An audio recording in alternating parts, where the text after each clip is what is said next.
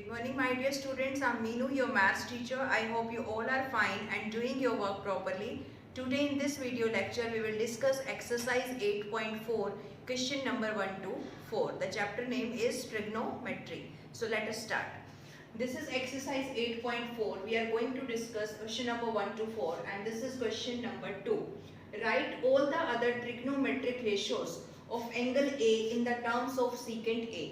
मैंने आपको बताया था कि हमारे पास 6 ट्रिग्नोमेट्रिक रेशियोज होती हैं।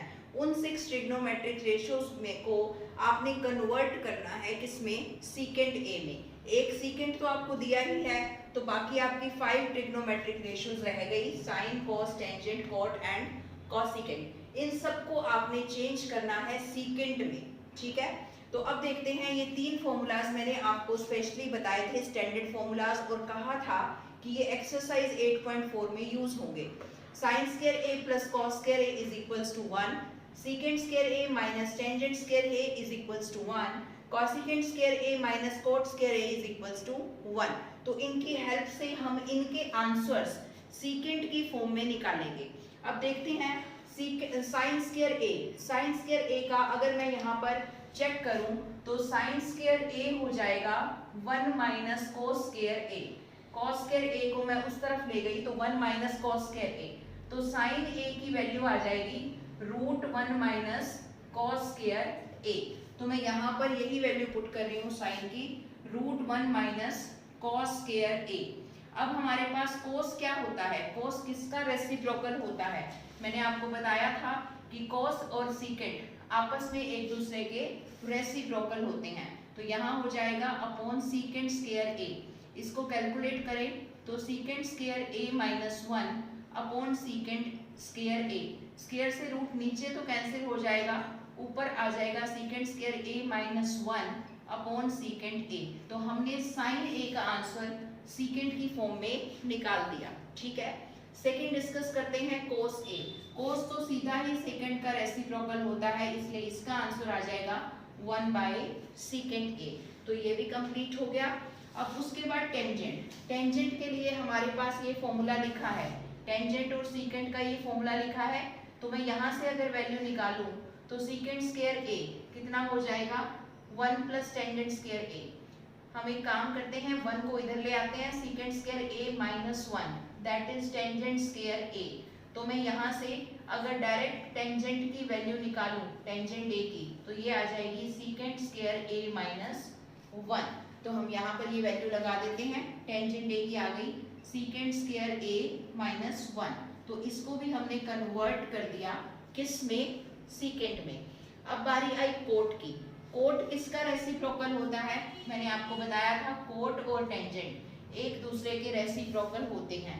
तो कोट को हम लिख सकते हैं 1 by tangent A, 1 as it is.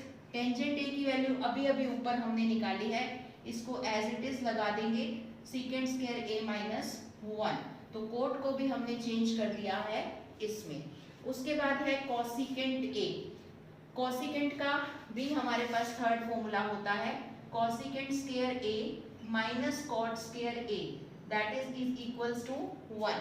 अब मुझे कॉसिकेंट ए चाहिए, तो मैं क्या करूंगी, कॉसिकेंट स्क्वायर ए हो गया 1 प्लस कॉट स्क्वायर ए, और स्क्वायर यहाँ से अगर मैं हटा दूं तो कॉसिकेंट ए आ गया 1 प्लस कॉट स्क्वायर ए का स्क्वायर रूट। तो इसको मैं यहाँ पर लगा रही हूँ √1 प्लस कॉट स्क्वायर ए, ठीक है। अब कोट जो है वो क्या होता है, कोट की वैल्यू ये आपके पास सामने लिखी हुई है वैसे तो, अदरवाइज हम यहाँ पर थोड़ा सॉल्व कर लेते हैं। कोट को हम चेंज कर देते हैं 1/1 प्लस टेंजेंट स्क्वायर ए, हम कर सकते हैं ऐसा, ठीक है। Let me clean the board, इसको सॉल्व करते हैं हम आगे। तो ये हमारे पास हो गया cosecant A that is equals to, हम यहाँ एलसीएम ले लेंगे, tangent square A plus 1, this is tangent square A plus 1 upon में आ गया टेंजेंट स्क्वायर ए। अब 1 प्लस टेंजेंट स्क्वायर ए क्या होता है, फॉर्मूला आपको याद होगा, secant square A minus tangent square A is equals to 1। तो टेंजेंट स्क्वायर ए को अगर हम उधर ले जाएं तो ये हो जाएगा आपका secant square A upon tangent square A. ठीक है, तो अब देखते हैं, ये हो गया सीकेंट ए अपॉन में टेंजेंट ए, क्योंकि स्क्वायर से रूट कैंसिल हो जाएगा, तो secant A as it is. अब टेंजेंट ए की वैल्यू हम लगा सकते हैं जो हमने ऑलरेडी निकाली हुई है, that is root secant square A minus 1। तो यहाँ पर आ जाएगा root secant square A minus 1। तो ये हमने सॉल्व कर दिया कोसिकेंट ए। तो इस तरह से सभी रेशियोज को हमने कन्वर्ट किया किसमें, सीकेंट ए की form. Now this is question number 3, evaluate sine square 63 plus sine square 27 upon cos square 17 plus cos square 73। अब इस क्वेश्चन को हम जब इवेल्युएट करेंगे तो हम यूज करेंगे फेज चेंजिंग फॉर्मूलाज, जो कि मैंने आपको बताए थे 6 फॉर्मूलाज होते हैं। क्योंकि ये क्वेश्चन साइन कोस में है तो हम यूज करेंगे साइन और कोस के phase changing formulas. Sine 90 minus theta, 90 क्या करता है, इसका फेज चेंज करता है, तो साइन किस में चेंज हो जाएगा, कोस में। कोस 90 माइनस थीटा, 90 इसका फेज चेंज करेगा, तो कोस का आंसर क्या आ जाएगा, साइन थीटा। तो अब देखिए यहाँ पर है साइन स्क्वायर 63, साइन स्क्वायर 27, तो या तो आप 63 को चेंज कर लीजिए या आप 27 वाली रेशियो को चेंज कर लीजिए। मान लीजिए मैं चेंज करती हूँ 63 को, तो 63 को ब्रेक करके तोड़कर मैं कैसे लिख सकती हूँ, 90 माइनस 27। तो इस तरह से हमने लिख दिया। बिल्कुल ऐसे ही नीचे यहाँ 17 है, यहाँ 73 है, दोनों में से किसी एक को चेंज कर लीजिए। मान लीजिए हम 17 को करते हैं, तो 17 को मैं यूं लिख सकती हूँ 90 माइनस 73, क्योंकि 90 में से 73 माइनस करेंगे तो कितना आएगा, 17। तो हमने ये जो डिजिट्स थी ना, सिर्फ इनको ब्रेक किया है 90 के साथ, और प्लस में cos स्क्वायर 73।